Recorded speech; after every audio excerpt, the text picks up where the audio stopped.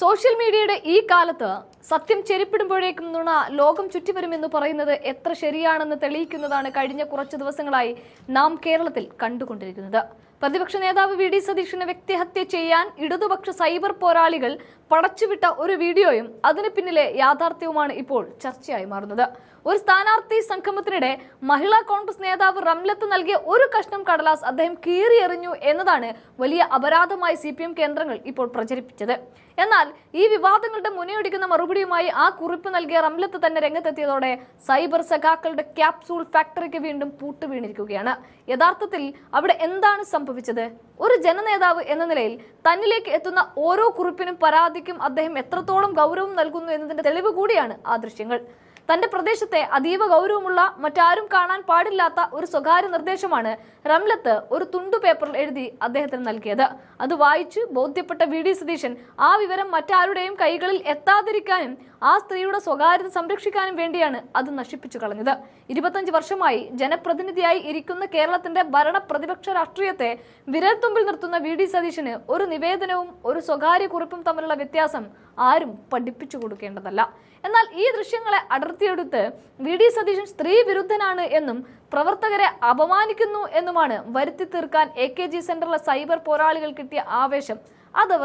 ആ ആവേശം കണ്ടാൽ ചിരിയും വരും. മഹിളാ കോൺഗ്രസ് നേതാവായ റംലത്ത് തന്നെ ക്യാമറയ്ക്ക് മുന്നിൽ വന്ന് സാറിനും എനിക്കും ബുദ്ധിമുട്ടുണ്ടാക്കുന്ന ഇത്തരം കുപ്രചാരണങ്ങൾ നിർത്തണം എന്ന് പറഞ്ഞിട്ടും ഈ സൈബർ ഗുണ്ടായിസം നിർത്താൻ അവർ തയ്യാറാകുന്നില്ല. പ്രതിപക്ഷ നേതാവിന്റെ പരിപാടികളിലേക്ക് ഒഴുകിയെത്തുന്ന ജനസാഗരത്തെ കണ്ടുള്ള ഭയമാണ് ഇതിന് പിന്നിലെന്ന് പകൽ പോലെ വ്യക്തവുമാണ്. രാഷ്ട്രീയമായി നേരിടാൻ കെൽപ്പില്ലാത്തവർ വ്യക്തിഹത്യയിലേക്ക് തിരിയുന്നത് പരാജയഭീതിയുടെ ലക്ഷണമാണ്. എന്താണ് CPMന്റെ സൈബർ പോരാളികൾ ചെയ്യുന്നത്? ഒരു വീഡിയോ കിട്ടിയാൽ അതിന്റെ മുൻപിൻ നോക്കാതെ, വസ്തുതകൾ അന്വേഷിക്കാതെ തങ്ങൾക്കിഷ്ടമില്ലാത്തവരെ ചെളിവാരിയെറിയുക എന്നതാണ് ഇവരുടെ വിനോദം. മാന്യമായ രാഷ്ട്രീയ സംവാദങ്ങൾക്ക് പകരം അധിക്ഷേപങ്ങളും വ്യാജ പ്രചാരണങ്ങളും ആയുധമാക്കുന്ന ഒരു സൈബർ സംസ്കാരമാണ് ഇവർ കേരളത്തിൽ വളർത്തിയെടുക്കുന്നത്. ഒരു സ്ത്രീ നൽകിയ കുറിപ്പ് അദ്ദേഹം മാന്യമായി വായിച്ച് അതിന്റെ ഉള്ളടക്കം രഹസ്യമായിരിക്കണം എന്ന് കരുതി അത് നശിപ്പിച്ചു. ഇതിലെവിടെയാണ് അപമാനം? ഇതിൽ എവിടെയാണ് ധിക്കാരം? യഥാർത്ഥത്തിൽ ആ സ്ത്രീയുടെ വിശ്വാസത്തെ കാത്തു സൂക്ഷിക്കുകയാണ് വി.ഡി. സതീശൻ ചെയ്തത്. തനിക്ക് ലഭിക്കുന്നത് നിവേദനമാണോ പരാതിയാണോ എന്ന് തിരിച്ചറിയാൻ വി.ഡി. സതീശന് സാധിക്കും. നിവേദനങ്ങളിൽ ഓഫീസിൽ ഫയൽ ചെയ്യാനും പരാതിക്ക് പരിഹാരം കാണാനും അദ്ദേഹത്തിന് കൃത്യമായ സംവിധാനവും സന്നാഹവും ഉണ്ട്. എന്നാൽ ഈ സംഭവം അതല്ലായിരുന്നു. CPM സൈബർ വിങ്ങിന്റെ ഈ തരം താഴ്ന്ന പ്രവർത്തനം കൊണ്ട് വി.ഡി. സതീശൻ എന്ന നേതാവിന്റെ പ്രതിച്ഛായക്ക് ഒരു കോട്ടവും സംഭവിക്കില്ല എന്ന് മാത്രമല്ല, സംഭവിച്ചു വിട്ടുമില്ല. മറിച്ച് ജനങ്ങൾക്കിടയിൽ അവരുടെ വിശ്വാസ്യത ഒന്നുകൂടി ഇടിയുകയുള്ളൂ. ആരുടെ? ഈ പറഞ്ഞ സൈബർ പോരാളികളുടെ.